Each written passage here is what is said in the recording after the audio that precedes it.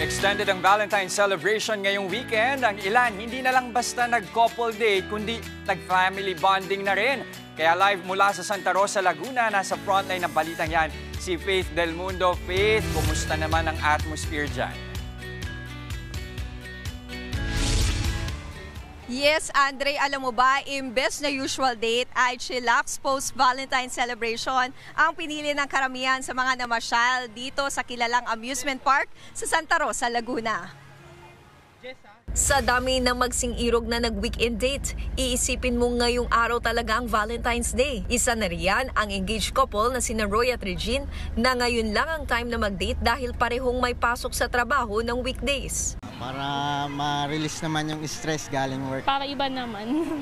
Ang daming tao sa mall din po eh. Ang pamilya kulong na naman mula Cavite. Dito na rin naisipang mag-date kasama ang kanilang mga anak. Perfect date daw kasi ang amusement park na ito dahil maraming rides at attraction na pwedeng puntahan. Sa February 21 and 22 naman, magpe-perform dito sa Victoria Park ang ultimate violin hero ng Itbulaga na si Dominic Casacop. Kung rides ang trip nyo, marami niyan dito mula sa kalma lang na hanggang sa extreme. Ang kakaibang attraction dito ang e-kaleidoscope. Ito ay inflatable interactive trampoline na maaari kang tumalon-talon at pakiramdam mo lumulutang ka sa solar system. At magkakaroon ka ng perfect picture!